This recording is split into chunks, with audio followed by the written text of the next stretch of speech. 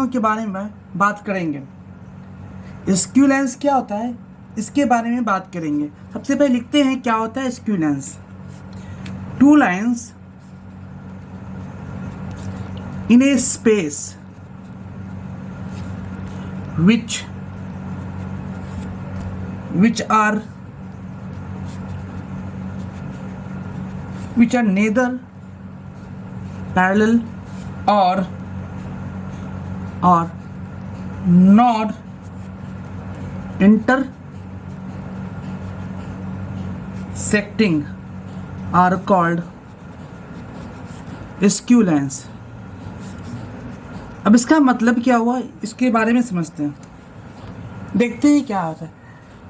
Question बोला क्या है कि two lines in space which neither parallel and not intersecting are called skew lines. इसका मतलब मान लो कि एक लाइन्स ये है, ठीक है, और दूसरा लाइन जो है ये है, ठीक है। अब ये दोनों लाइन्स जो है बोल रहा है lines which is nether parallel, एक दूसरे के पैरेलल नहीं हो चाहिए। क्या ये एक दूसरे के पैरेलल नहीं है। एंड नॉट इंटरसेक्टिंग का मतलब क्या, एक दूसरे को कट नहीं कर रहा। अगर यहाँ से ये लाइन जो है, अगर लाइन ऐसे आ जाता है तो बोलेंगे क्या इंटरसेक्टिंग है। अगर लाइन ऐसे आ जाता है तो बोलते हैं पैरेलल है।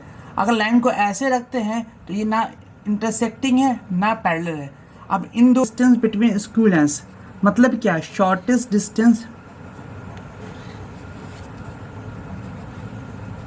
Distance between two skew lines.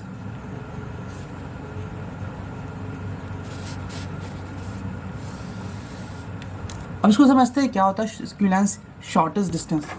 देखिए ये एक लाइन है, ये एक लाइन एज्यूम किया एक लाइन है, दूसरा लाइन ये है, ठीक है, ये दोनों लाइन है और इन दोनों के बीच का शॉर्टेस्ट डिस्टेंस कहने का मतलब क्या होता है, ये जो यहाँ से यहाँ की जो डिस्टेंस है यही डिस्टेंस शॉर्टेस्ट डिस्टेंस कहलाएगा। ये जो लाइन दिख रहा है ये लाइन और ये लाइन, इन दोनों लाइन के बीच का जो डिस्टेंस है मिनिमम डिस्टेंस यही शॉर्टेस्ट डिस्टेंस है, ठीक है। जबकि अगर इस पॉइंट से और इस पॉइंट से बात करेंगे तो ये शॉर्टेस्ट डिस्टेंस नहीं हुआ। शॉर्टेस्ट डिस्टेंस का मतलब हुआ है इस पॉइंट और इस पॉइंट के बीच के मिनिमम डिस्टेंस यही शॉर्टेस्ट डिस्टेंस है। मुझे वो शॉर्टेस्ट डिस्टेंस फाइंड आउट करना है। उस शॉर्टेस्ट डिस्टेंस को फाइंड आउट करने के लिए सबसे पहले जो ये लाइन जो ये दिख रहा है पेन, इस पेन को हम एज्यूम किया एक लाइन है, तो इस पेन को एज्यूम किया एक लाइन है तो इसका इक्वेशन हमको पता होना चाहिए। साथ ही साथ इस पेन को भी एज्यूम किया एक लाइन है तो इस पेन का भी इक्वेशन मुझे मालूम होना चाहिए। तो इसके लिए मुझे एज्यूम करना होगा कि दोनों लाइंस का इक्वेशन क्या है। क्या हम ये एज्यूम किया कि late two lines are r1 vector is equal to a1 vector plus lambda into b1 vector। उसी तरह से r2 वेक्टर जो होगा a2 vector plus lambda into b2 vector. अब ये क्या है समझते हैं बात को। मान लो एक लाइन ये है और दूसरा लाइन ये है, ठीक है, ये दो लाइन है। अब इन दोनों के शॉर्टेस्ट डिस्टेंस जो दिख रहा है मुझे एज्यूम क्या ये शॉर्टेस्ट डिस्टेंस है। ये क्या है शॉर्टेस्ट डिस्टेंस, ये P पॉइंट है ये Q पॉइंट है, ठीक है। और ये क्या है ये R1 लाइन है, ये मान लेते हैं ये R2 लाइन है। R1 जो है दो वेक्टर से पास कर रहा है तो इसका मतलब ये भी पॉइंट माना है ये A1 वेक्टर होगा और ये जो पॉइंट माना है ये B1 वेक्टर होगा। क्या होगा ये B1 वेक्टर होगा, ठीक है। उसी तरह से ये जो तुम्हारा R2 है ये R1 वेक्टर हो गया। उसी तरह से ये R2 वेक्टर भी 2 पॉइंट से क्रॉस कर रहा है, माना ये A2 है और ये क्या माना B2 है, ठीक है। ये तुम्हारा क्या है पॉइंट निकाल गया R1 वेक्टर का A वेक्टर और B1 वेक्टर से पास कर रहा है, R2 जो A2 और B2 वेक्टर से पास कर रहा है। मुझे निकालना है क्या है कि ये तुम्हारा क्या है PQ का मिनिमम डिस्टेंस क्या होगा, मिनिमम डिस्टेंस क्या होगा ये फाइंड आउट करना है। तो उससे पहले हम समझते हैं बात को। देख क्या रहे हैं है ना, ये देख क्या रहे हैं, अगर दो लाइन है ना, दो लाइन है, मानो ये दो लाइन है और दोनों स्क्यू लाइन्स है ना। अगर ये दोनों स्क्यू लाइन्स है तो अगर हम देखा जाए तो इन दोनों के बीच का डिस्टेंस यही रहेगा। तो ये दोनों बीच का डिस्टेंस यही रहेगा। अगर ये दोनों डिस्टेंस यही रहेगा बीच का, तो ये जो ग्रीन जहाँ दिख रहा है वो जो है रेड वाले पेन पे परपेंडिकुलर है, रेड वाले पेन पे परपेंडिकुलर है। उसी तरीके से ये जो पेन दिख रहा है मेरे हाथ में, वो नीचे वाले पेन पे भी क्या होगा, परपेंडिकुलर होगा। इसका मतलब ये पी क्यू जो लाइन है, पी क्यू जो है वो दोनों लाइन पे परपेंडिकुलर है। मतलब ये पी क्यू जो वेक्टर है वो परपेंडिकुलर है किसके, B1 वेक्टर के। ठीक है, उसी तरह से पी क्यू जो है वो भी क्या है, परपेंडिकुलर है B2 वेक्टर के। मतलब कि दोनों वेक्टर जो है ना, B1 वेक्टर और B2 वेक्टर पी क्यू के क्या परपेंडिकुलर है। अगर दो वेक्टर अलग अलग वेक्टर है लेकिन परपेंडिकुलर दोनों पे, इसका मतलब ये हुआ कि ये B1 और B2 दोनों एक दूसरे के प्लेन में होगा, मतलब कि एक ही प्लेन में होगा। क्लियर, जब एक ही प्लेन में होगा तो लिख सकते हैं B1 क्रॉस B2। तो B1 क्रॉस B2 ये भी परपेंडिकुलर होना चाहिए किसके, B1 के। मतलब कि दोनों, मान लो कि दो वेक्टर माना है B1 और B2। ठीक है, मान लिया कि तुम्हारा B1 है, ये B1 वेक्टर मान लिया, और मान लिया क्या B2 वेक्टर। ये दोनों क्या है,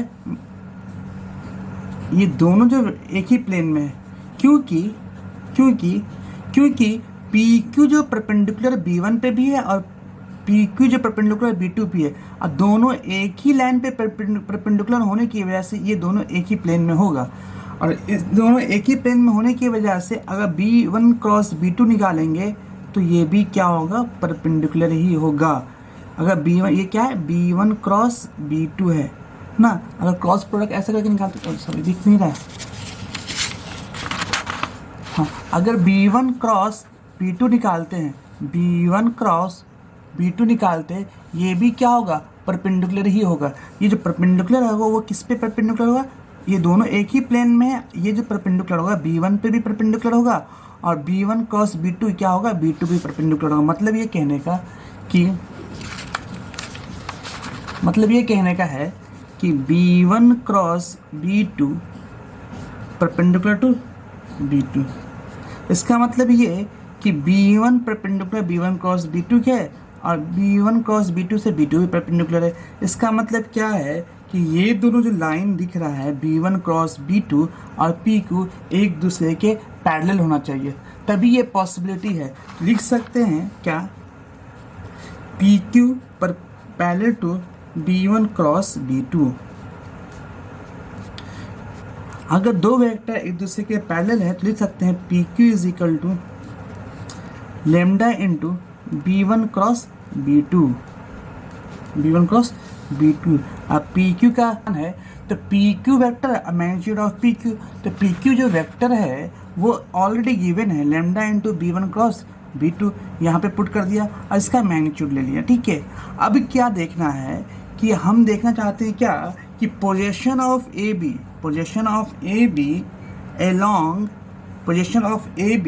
along PQ। अगर position of AB along PQ लेते हैं तो मुझे शॉर्टेस्ट डिस्टेंस मिलेगा। कोई भी लाइन मानो ये तुम्हारा क्या है, ये टू लाइन्स है। ठीक है, ये टू लाइन्स है, ये टू लाइन्स के बीच का, ठीक है, मान लो कि तुम्हारा ये पॉइंट और ये पॉइंट क्या था, तुम्हारा AB है। अगर ये पॉइंट और ये पॉइंट तुम्हारा AB है, मुझे पोजीशन लेना है, मतलब कि इस लाइन का अगर पोजीशन लेंगे, इस लाइन का शेडो लेंगे, तो ये जो शेडो होगा, मतलब ये कहने का कि अगर ये शेडो की बात करें, ये लाइन अभी ऐसे दिखा के समझाने की कोशिश करते हैं, ये लाइन अभी ऐसे है, ठीक है, जो कि AB शो कर रहा है, ये लाइन ऐसे। मुझे AB का अगर इसका शेडो लेंगे ना, अलोंग AB का शेडो लेंगे अलोंग PQ, तो ये तुम्हारा PQ ऐसे हो जाएगा। ठीक है, AB जो लाइन जो है शेडो लेने से क्या होगा, ऐसे हो जाएगा। जब ये ऐसे से ऐसे होगा तो अब ये शॉर्टेस्ट डिस्टेंस है। अभी क्या है, ये शॉर्टेस्ट डिस्टेंस नहीं है दोनों लाइन के बीच में।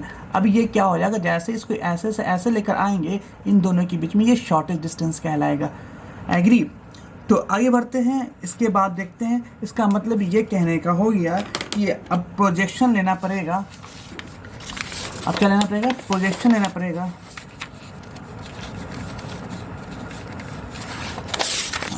देखिए यहाँ पे पढ़ा था हम लोग। अब करना क्या है, इसके बाद करते हैं। अब इसके बाद क्या है कि अब लिखना होगा मुझे P Q vector projection of A B vector along P Q. A B vector जो था उसका प्रोजेक्शन लेना along पी क्यू।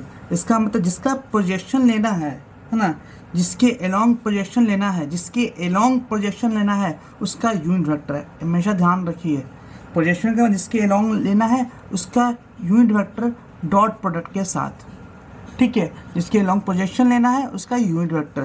तो ए बी का जो प्रोजेक्शन होगा, ए बी तुम्हारा क्या होगा? A2 माइनस A1 डॉट, और भी क्या निकाला? पी क्यू का यूनिट वेक्टर क्या निकाला? ये पी क्यू का यूनिट वेक्टर है। तो पी क्यू का unit vector B1 cross B2 upon magnitude of B1 cross B2, ये यूनिट वेक्टर हुआ पी क्यू का। अब देखो पी क्यू का यूनिट वेक्टर होने की वजह से हम इसको क्या कर सकते हैं, हाँ, इस तरह से भी लिख सकते हैं P Q is equal to vector P Q is equal to A2, ये सब वेक्टर होगा, वेक्टर छूटना नहीं चाहिए। A2 minus A1 vector dot B1 cross B2 vector magnitude of B1 cross B2, ये ना। या इसका मतलब ये डिस्टेंस है ना, डिस्टेंस ऑलवेज पॉजिटिव ना, इसलिए हम क्या करना होगा, पूरे में मॉड लगा दिया। ये तुम्हारा क्या है? डिस्टेंस है, shortest distance between two skew lines का फार्मूला। अब इसको हम क्या करते हैं, कुछ क्वेश्चन को सॉल्व कर इसको समझते हैं और अच्छे से, ठीक है। क्वेश्चन को सॉल्व करते हैं ना, है इस फार्मूला को यूज़ करना सीखना, कैसे इस फार्मूला को यूज़ किया जाए, ठीक है। तो उसके लिए कुछ क्वेश्चन है, क्वेश्चन करना पड़ेगा। क्वेश्चन क्या है? फाइंड द शॉर्टेस्ट डिस्टेंस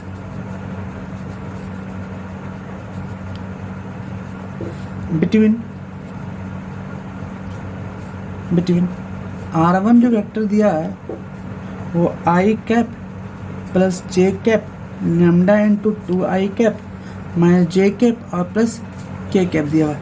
इसी तरह से R2 जो गिवन है 2I कैप और plus J cap minus K cap plus mu into 3I cap minus 5J cap और प्लस 2K कैप। ये तुम्हारा R1 R2 गिवन है, ठीक है।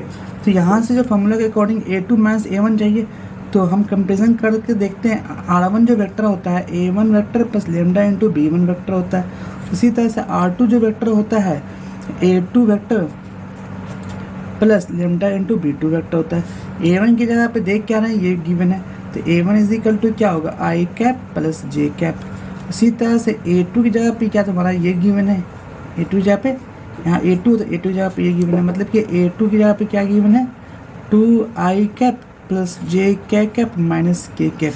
तो A2 माइनस A1 कर लेते हैं। A2 में 2I cap plus J cap minus K cap, ये A2 हो गया, ठीक है। और माइनस साइन A1 क्या हो जाएगा? I plus J। तो अब यहाँ दोनों को सब्ट्रैक्ट करते हैं, 2I माइनस I, तो I कैप, और यहाँ पे J करेंगे तो क्या होगा? 0 हो जाएगा, माइनस K और माइनस 0, तो माइनस K कैप। मतलब क्या? A2 vector minus A1 vector जो होगा, A2 vector minus A1 vector, सब पे वेक्टर होना ज़रूरी है। A2 माइनस A1 वेक्टर जो होगा I cap minus J cap हो जाएगा, ठीक है। अब करना क्या है? I cap minus K cap हो गया। अब निकालना होगा B1 cross B2। B1 cross B2 निकालने के लिए सबसे पहले करेंगे I कैप, फिर उसके बाद J कैप, उसके बाद K कैप। B1 का वैल्यू क्या है? I cap. I का जो कोफिशिएंट क्या है? 2 लिखेंगे। यहाँ पे I का कोफिशिएंट क्या है? 3 लिखेंगे। यहाँ पे I का कोफिशिएंट क्या है? -1। यहाँ पे J का कोफिशिएंट क्या है? -5। और यहाँ पे K का कोफिशिएंट क्या है? 1। यहाँ पे K का कोफिशिएंट क्या है? 2। ये निकल गया क्या? B1 cross B2। ठीक है। अब B1 क्रॉस B2 निकालने के लिए सबसे पहले पता है मुझे कैसे निकालते हैं B1 क्रॉस B2। सबसे पहले क्या करेंगे, आई वेक्टर ये दोनों कैंसिल हो जाएगा, इन दोनों को मल्टीप्लाई करेंगे तो -2 और माइनस साइन, इन दोनों को मल्टीप्लाई करें तो -5, माइनस साइन पहले से था तो +5 हो जाएगा। इसी तरह से -j कैप यहाँ से यहाँ खत्म हो जाएगा, ये 2 मल्टीप्लाई किया तो 4 -3। और इसी तरह k कैप क्या होगा, ये खत्म हो गया तो -10 और माइनस +3। ठीक है, ये तुम्हारा आई B1 क्रॉस B2 निकल रहा है ना।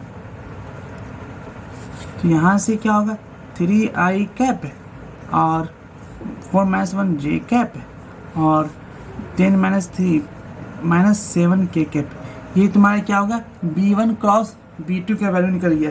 B1 क्रॉस B2 का जो वैल्यू निकला है वो 3i - j cap -7k cap हुआ। अब मुझे B1 क्रॉस B2 का मैग्नीट्यूड निकालना है। क्यों निकालना है B2 क्रॉस का मैग्नीट्यूड, क्योंकि फॉर्मूला में मैग्नीट्यूड है, इसलिए मुझे मैग्नीट्यूड निकालना पड़ेगा। तो मैग्नीट्यूड निकालने के लिए क्या करना होगा, आई का कोएफिशिएंट का स्क्वायर प्लस 3 का स्क्वायर ना, सॉरी 3 का स्क्वायर और -1 का होल स्क्वायर प्लस -7 का होल स्क्वायर। सबको अगर निकालते हैं तो ये तुम्हारा कन्वर्ट हो जाएगा 9 + 1 + 49 और ऐड करते हैं तो 59 आ जाएगा। क्या आ जाएगा 59। ये तुम्हारा B1 क्रॉस B2 हो गया। अब फॉर्मूला निकाल सकते हैं, मान लें फॉर्मूला क्या बोलता है, D is equal to A2 - A1, A2 vector minus A1 का dot product, B1 vector minus B2 का, इन दोनों के बीच डॉट प्रोडक्ट और magnitude of B1 cross B2 ना का होल मैग्नीट्यूड, यही निकालना है ना। तो देखते हैं,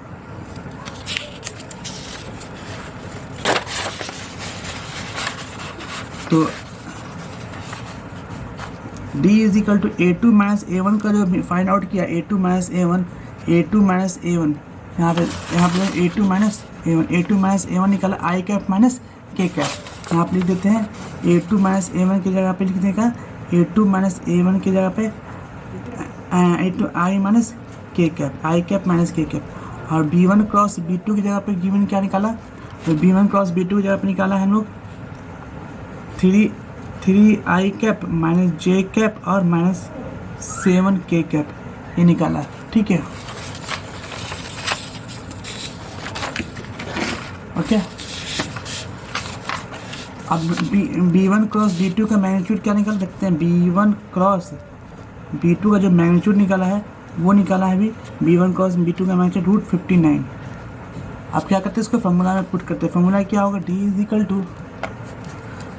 टू क्या होगा, A2 - A1 का dot product B1 cross B2 का के साथ बटे magnitude of B1 cross B2 का मैग्नीट्यूड का होल मैग्नीट्यूड। ठीक है, डिस्टेंस हमेशा पॉजिटिव होता है, इसलिए दोनों का मैग्नीट्यूड लगाना पड़ेगा। A2 - A1 के आप लिखेंगे आई कैप माइनस के कैप और डॉट प्रोडक्ट किसके साथ, B1 क्रॉस B2 के साथ, मतलब 3i cap minus j cap -7k cap. और मैग्नीट्यूड दोनों की बात करें तो दोनों का जो मैग्नीट्यूड होगा इसका वो क्या है 59। हम क्या करते हैं, अब डिस्टेंस निकालते हैं। अब डॉट प्रोडक्ट आई के साथ करेंगे तो क्या होगा, यहाँ पे 3i माइनस j है। ठीक है, तो आई के साथ करेंगे तो क्या होगा, ये 3 हो जाएगा। ठीक है, उसके बाद माइनस साइन जे के साथ माइनस क्या होगा प्लस और 7k 10/√59। ये तुम्हारा फाइनल आंसर होगा। Shortest distance between two skew line, shortest distance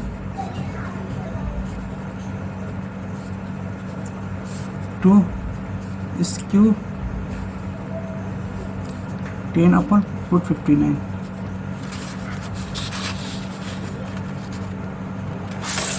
ये आज के इतने लगते हैं।